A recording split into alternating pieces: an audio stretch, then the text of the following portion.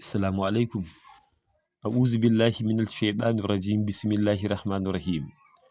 Wa sallallahu ala sayyidina Muhammadin wa ala alihi wa ashabihi ajma'in.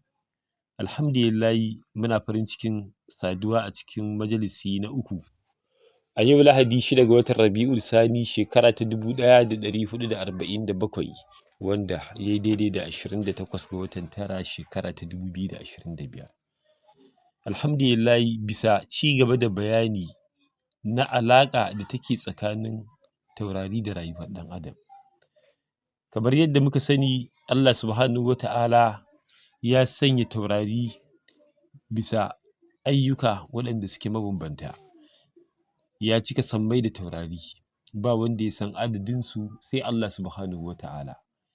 Daga ciki akwai taurari guda 7 waɗanda malamai masana ilimin falaki suke hukunci da su bisa al'amura domin ci gaban rayuwar al'umma. Ma'ana su zamanto alamomi ne waɗanda al'umma za su riƙa domin fahimtar inda suke so su je da kuma abin da ya kamata su yi bisa ci gaba ko kuma kaucewa faɗawa cikin duka haɗari a rayuwa, kamar yadda muka yi bayani a cikin darasin da ya gabata. A yau karatunmu shi ne ci gaba da bayani akan alaƙar da take tsakanin ƙamar da tauraron Zuhal da kuma danganta shi da rayuwar ɗan adam kai tsaye.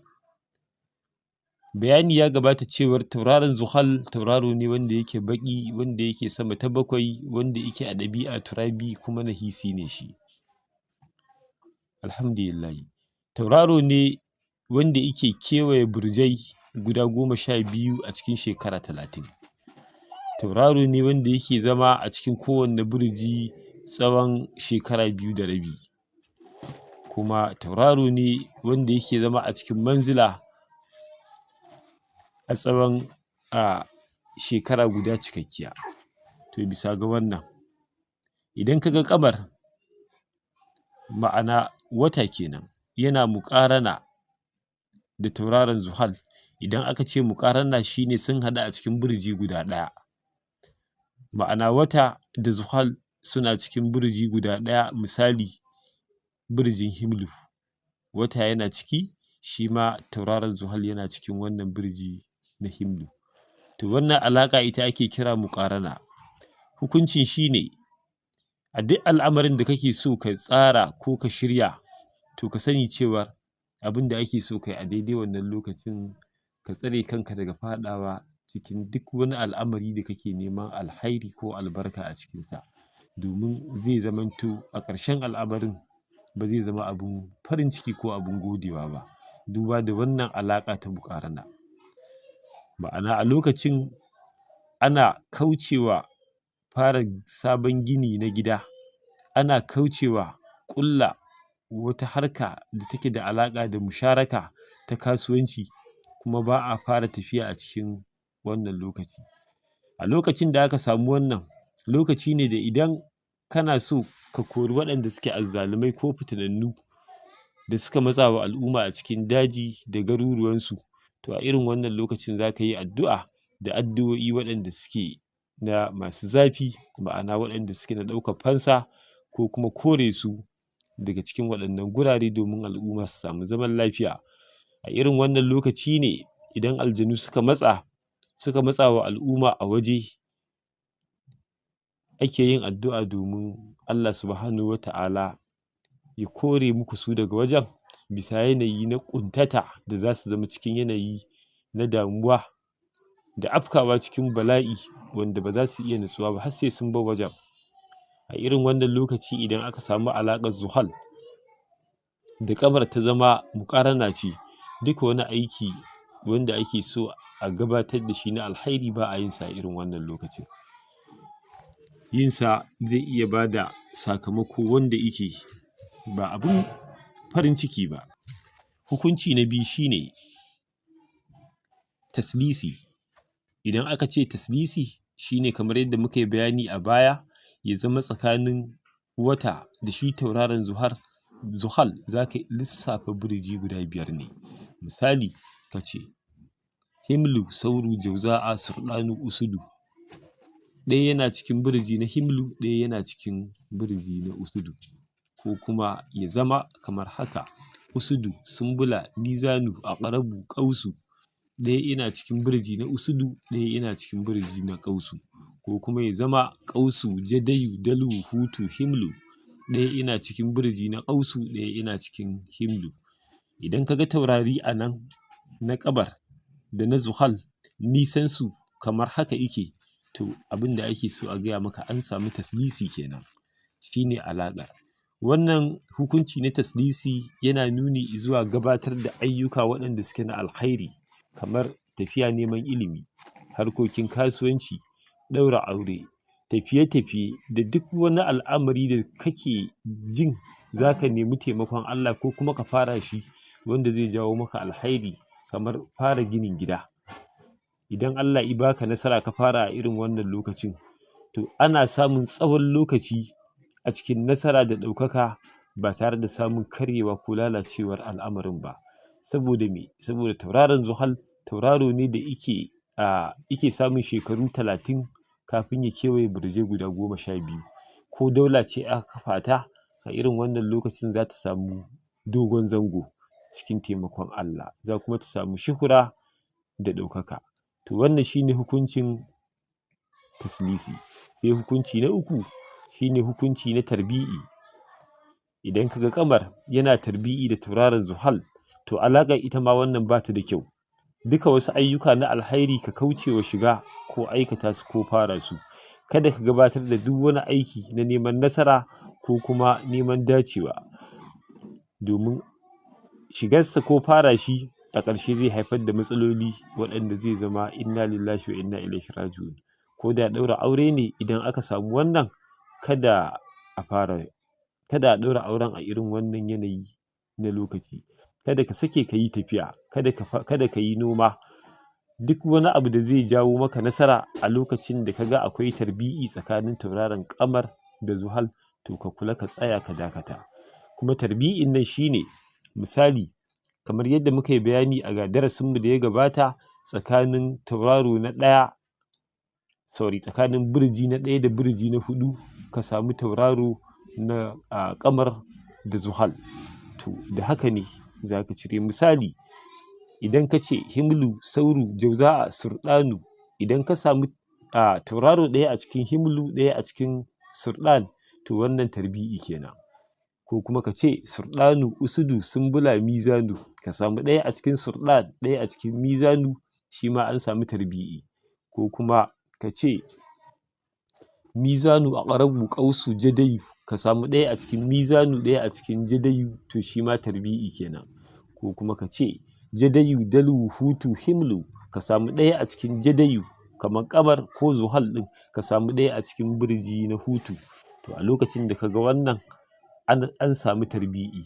Duka wasu ayyuka na alkhairi da neman ɗaukaka da farin ciki da neman aure, duka kada ka sake ka fara su a wannan lokacin, domin za a iya samun rashin cika, duba da alaƙar kamar yadda yake a cikin ilimin falaki, ba alaƙa ce wacce take sa'idiya da za a gabatar da ayyukan da ake son bayyanar farin ciki a cikinsu ba.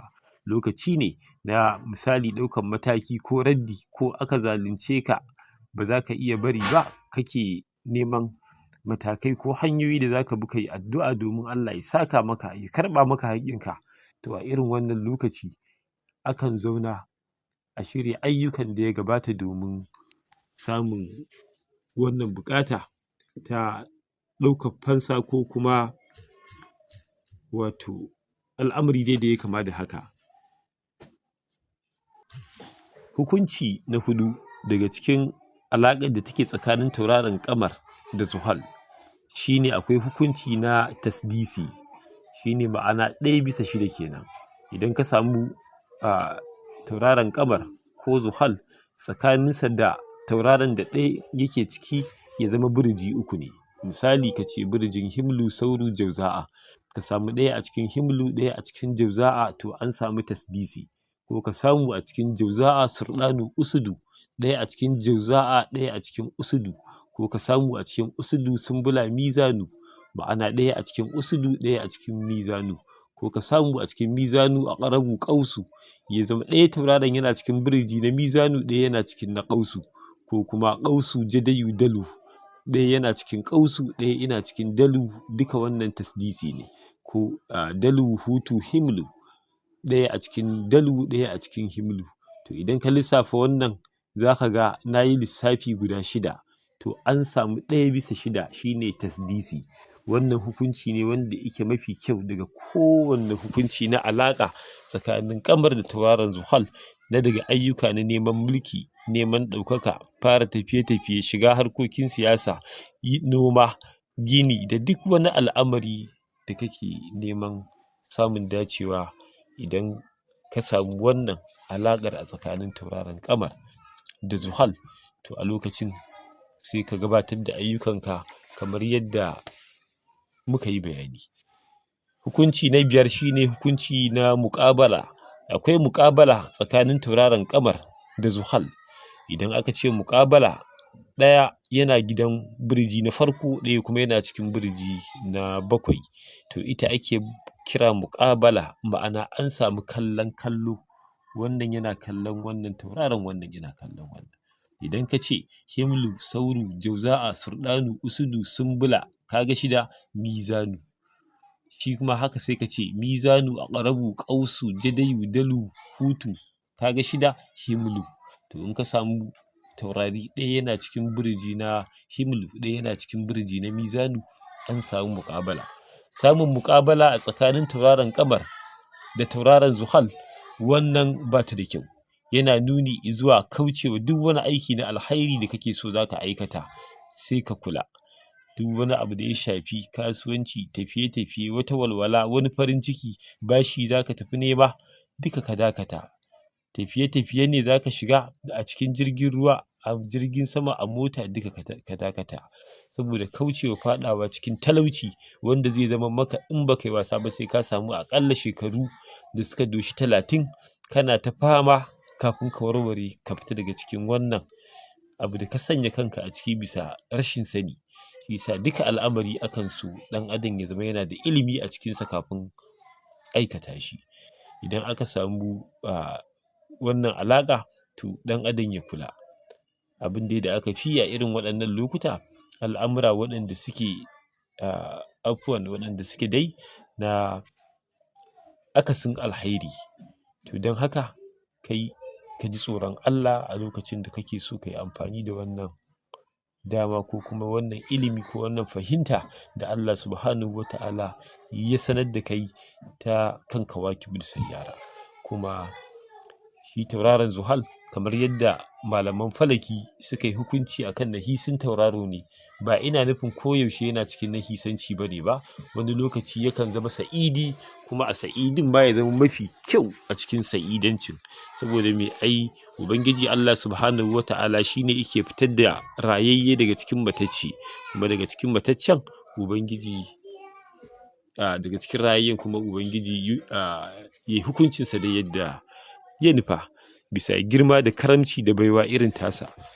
Alhamdulillahi, za mu bari a nan, mun kammala bayani akan tauraron Zuhal, na daga alaƙa da take tsakanin Ƙamar da shi wannan kaukabi. Muna roƙon Allah subhanahu wa ta'ala ya sanya abin da muka yi daidai hadiya zuwa ga shugaba, abin da muka yi kuskure muna neman taimakon Allah